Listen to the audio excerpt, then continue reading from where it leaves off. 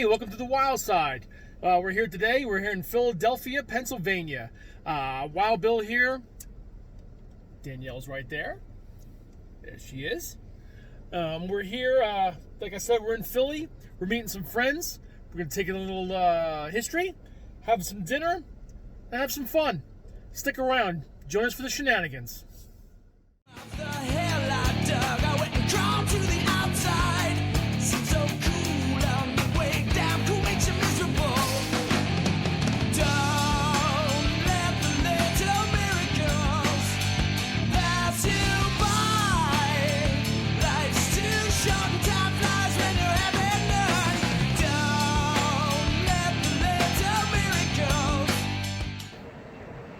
So here we are in Philly at quite possibly what some say is the most famous street corner in professional wrestling, Swanson and Rittner.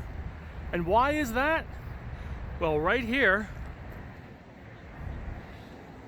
now known as the 2300 Arena, stands the building once known as the ECW Arena.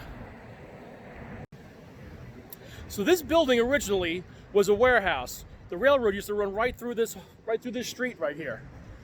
Paved over 1974.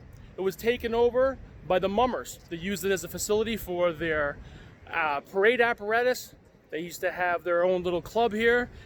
Actually had their rehearsals here.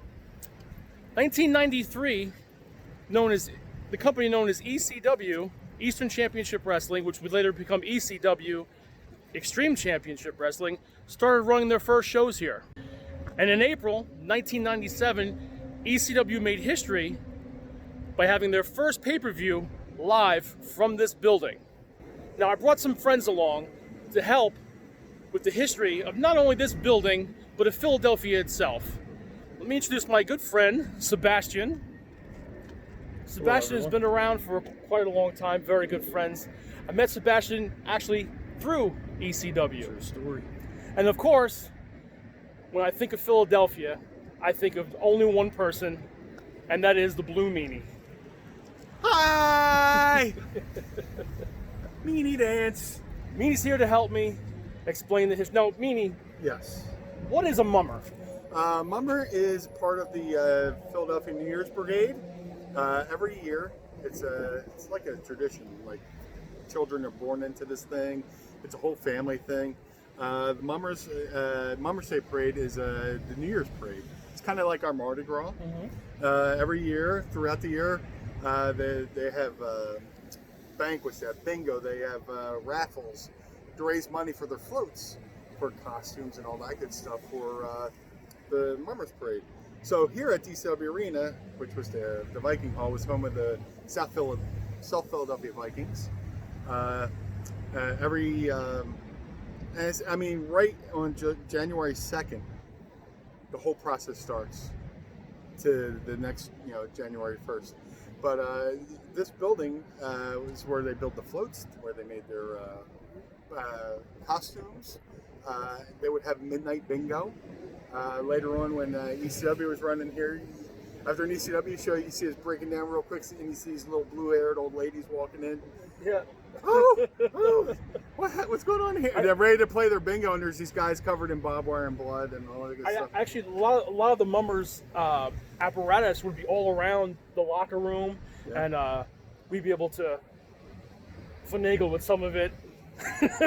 Useless knowledge. For the longest time, one of the Mummers floats was the entranceway for the ECW Arena. Right. So if you ever saw New Jack dive off this large apparatus onto a crowd of people, that was a former float. And back, they had, like an island theme one year. Oh. And now there's all these, like when Steve Austin comes out to beat up the Sandman and make a ripwreck, there's all these exotic looking plants and stuff. It made no sense, but for ECW, right, it made perfect sense. Right. Now, is there any truth to the rumor? Because I was told this, and it's a great time to verify it. It's my understanding that one Al Snow, your trainer, may or may not have gotten into some of those supplies and may or may not have found something, a gimmick if you will, that he used to get himself over. Well, good thing you bring that up. You know, like I said, throughout the year, the mummers have their stuff everywhere in there. In the back, in the locker room area, there's like it's like memories of parades past, and you know, Al's just rummaging around, and he finds this little head, and he, you know, it struck a chord with him to, hey, you know, I've been, you know, talking to myself all the time. Maybe I'll finally get something to listen to me. It was like a styrofoam head, and eventually it graduated into like a mannequin head that like they use at a hair salon and stuff, and the test there. But it was here in the ECW Arena that Al Snow found his most notable character. He found his head. His Verified. He found his head.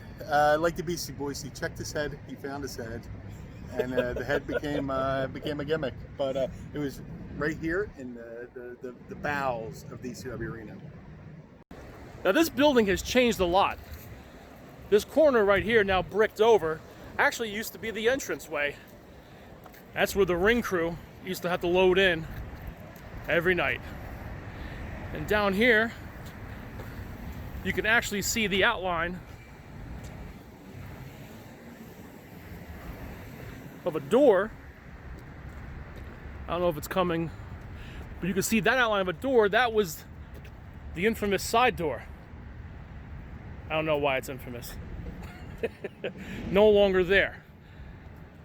Down here, this entranceway was never here. Meanie, what used to be over there?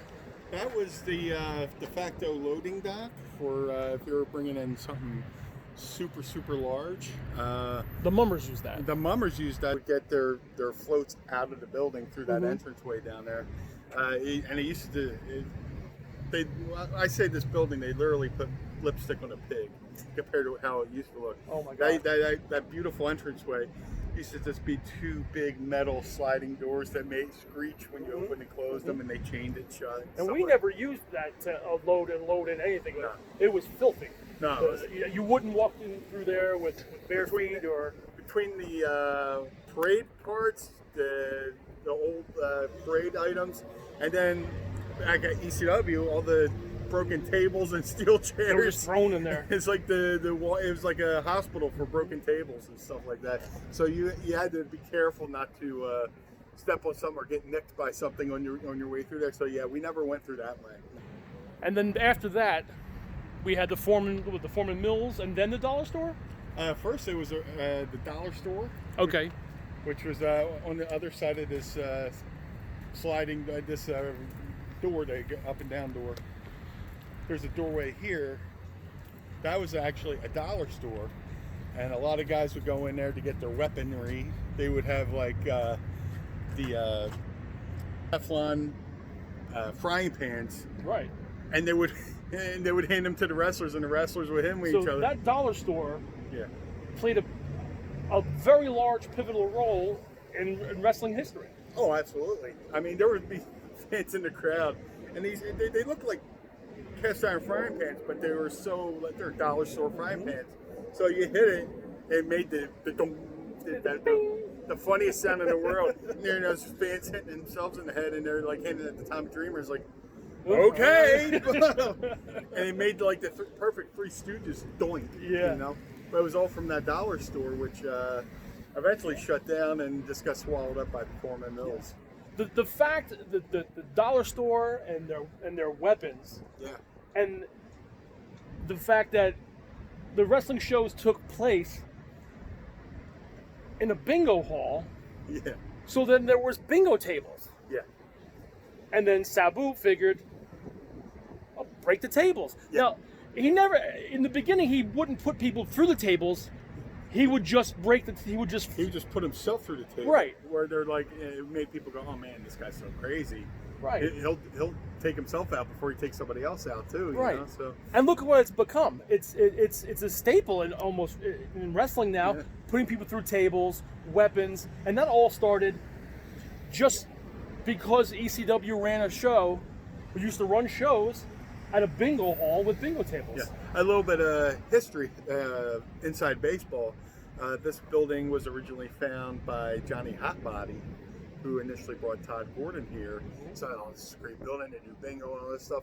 And they ran their first couple shows. And the person who ran this, Butchie D'Amato, he was awesome. He would bring in the ECW wrestlers, and just to because he knew we were going to be a little bit crazy, he tried to get us acclimated with the neighborhood. So we would have the wrestlers come up and sweep the sidewalk and, you know, clean up all the garbage and stuff like that. So when we were a little bit loud at night, people wouldn't be so quick to call the cops.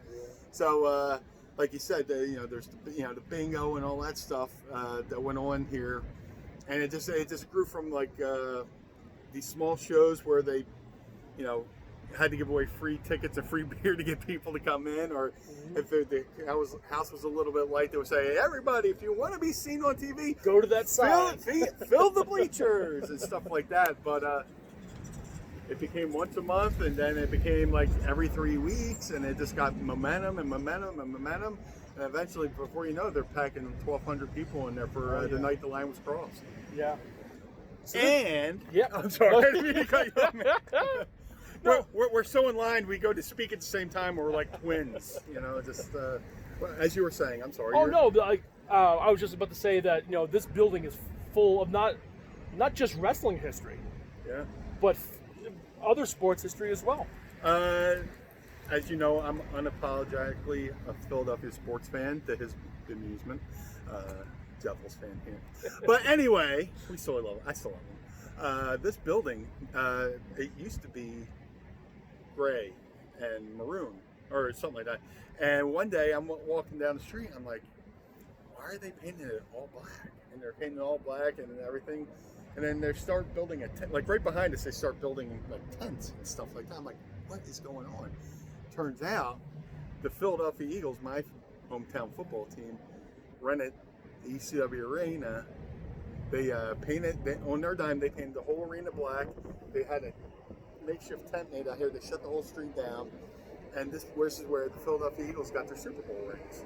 So, growing up unapologetically Philadelphia sports fan, love all the sports teams, love the Eagles. Got to see my favorite team, the Eagles, win the Super Bowl. Not only did they win the Super Bowl, but they got the Super Bowl rings in the place where we built our careers for ECW. You know, there's a lot of blood, sweat, and tears in that building, both of ours combined, you know, along with other people. And just the fact that, and then plenty of championships changed hands in that building between Rave and Sam and everybody who's wrestled there. So it's pretty cool that my two worlds came together. My love of wrestling, my love of football, and my favorite sports team got their world championship rings right here in ECW Arena. Can't beat that. Fun fact. So, when you came to the show, when you were a fan, which I was, you had to stand in line to get in the building. Now, you saw the side entrance. More about that in a moment. This was the main entrance. It's blocked off. Now, none of this was here. There was 2 open walls and this support pillar. Yeah. 2 big metal rolling doors. There was metal rolling doors, and you walked up a slight incline ramp to glass, all glass doors. Bad idea for ECW, by the way. And you made a left when you went in, and you could either purchase your tickets or hand in your tickets, go into the building. Now, the line for that went as far as you can see down this street. Yeah. And there was people out here as early as 9 a.m. tailgating. And I may or may not have been one of those people. Now that was to purchase tickets. That was just the purchase tickets. Mm-hmm. Then down here at the infamous side entrance, there was another line that went as far as you could see. And again, people were out here from 9 a.m. tailgating, because a lot of the seats in here were general admission. And it was first come, first serve. So if you didn't get down here early, you might not have a great seat. Truth is, there wasn't a bad seat in the house. It was an excellent line of sight from literally anywhere you were. What you had inside this door, up above it was the Eagle's Nest. Above this door. Above this door. Mm-hmm. Some people errantly called above the concession stand the Eagle's Nest, but the real Eagle's Nest was right up here. That's gone now. There was a cylindrical staircase that let you up there. And then next to that was the ticket counter, which was a wooden table that wasn't able to be removed. And then beyond that was the merchandise tables for this entire run. And, I mean, that was pretty much the layout of the building. So the more things change, the more they stay the same. It's still a great building to see a venue in. It's just a hell of a lot cleaner, hell of a lot more family-friendly. And any event here is a good event. And no ECW show is ever complete without afterwards a stop for a cheesesteak at Tony Luke's.